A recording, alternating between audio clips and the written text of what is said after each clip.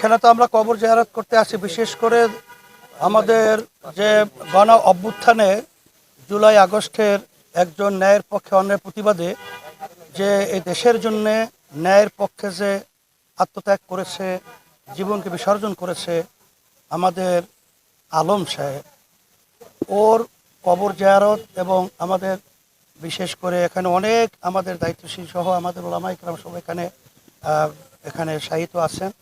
আর আলম সাহেবের ভাই আমার পাশেই আছে, তাকে সহ আমরা তার কবর জিয়ারত করেছি। যে উদ্দেশ্য এবং লক্ষ্য নিয়ে সে তার জীবনকে দেশের জন্য তিনি বিসর্জন দিয়েছেন, আমরা যারা বাংলাদেশে রয়েছি আমরা যেন সেই চেতনাকে ধারণ করে আমরা যেন সুন্দর দেশ গড়তে পারি। আমরা ব্যক্তির চেয়ে দলের চেয়ে দেশকে অগ্রাধিকার দিয়ে আমরা যেন সবাই একাকার হয়ে ন্যায়ের পক্ষে অন্যায়ের প্রতিবাদে আমরা যেন কাজ করতে পারি। বিশেষ করে যারা নাকি জুলাই আগস্টে এই অভ্যুত্থানে যারা মায়ের কোল সন্তান হারা হয়েছে এবং অনেক হাফেজ আলেমরা যারা জীবন দিয়েছে, এই শাহাদাতের রুহের মাগফিরাত আমরা করছি এবং সাথে সাথে আমরা দোয়া করছি আল্লাহ যেন এই চেতনায় উজ্জীবিত হয়ে আমাদের দেশ গড়ার ব্যাপারে অন্যায়ের প্রতিবাদে ন্যায়ের পক্ষে আমরা যেন সবাই কাজ করতে পারি। সকলকে তার আহ্বান জানাচ্ছি এবং আপনাদের সকলকে ধন্যবাদ জানাচ্ছি। তার পরিবার সহ, তার ভাই সহ এবং তার যারা রয়েছেন আত্মীয় স্বজন সবাইকে যেন আল্লাহ ধৈর্য ধারণ করার সাবরে জামিল আল্লাহ যেন এখতিয়ার করার তৌফিক দান করেন। এবং গতকাল যে এনসিপির উপরে যে মর্মান্তিক একটা অনাকাঙ্ক্ষিত যে আক্রমণ হয়েছে, এই জন্য আমরা তীব্র প্রতিবাদ নিন্দা জানাচ্ছি। কারণ এখনও এই সভ্য দেশে 5ই আগস্টের পরে এই ধরনের আচরণগুলো আমাদের দেশে ঘটবে, এটা আমাদের চিন্তা এবং কল্পনার বাহিরে ছিল।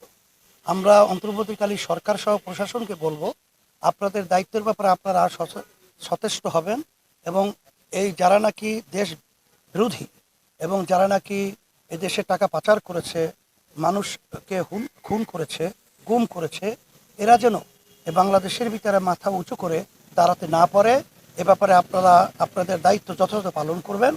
আর আমি অন্য রাজনৈতিক দল সহ সবাইকে বলবো যে আমরা যারা বিশেষ করে জুলাই এবং আগস্টের এই অভ্যুত্থানে যারা আমরা একাকার হয়ে কাজ করেছিলাম, আমাদের ঐক্য যেন দেশের স্বার্থে নষ্ট না হয় সে ব্যাপারে আমরা সবাই সচেষ্ট থাকব এবং আমরা সবাই আন্তরিকভাবে লক্ষ্য রাখবো।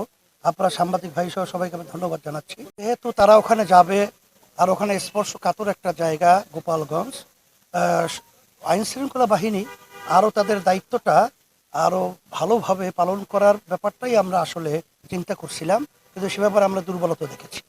কী কারণে তারা এই দুর্বলতা দেখিয়েছে এটা আমরা তারা নাকি দায়িত্বে আছে, তারা এই ব্যাপারটা গুরুত্ব সহকারে দেখে। নির্বাচনী আসলে ইসলামী দলগুলোকে আমরা একটা বাক্স নির্বাচনের সময় দেওয়ার ব্যাপারে আমরা একমত হয়েছি সিংহভাগ ইসলামী দলগুলোই।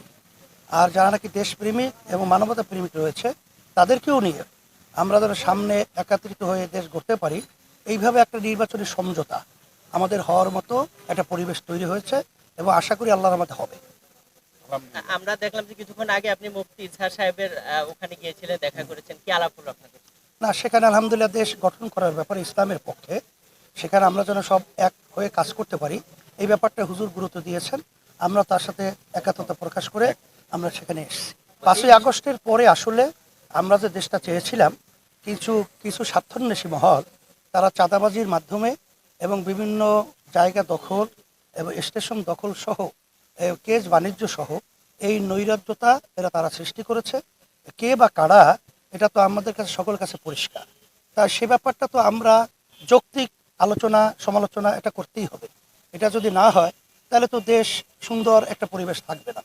এটা করতে গিয়ে যদি কারো গায়ে পড়ে, আমি বলবো দেশ রক্ষার ব্যাপারে সে ব্যাপারটাকে আপনারা ওইভাবে নজরে রেখে গুরুত্ব দিয়ে এটা যেন না থাকে সেইভাবে আপনারা কাজ করবেন।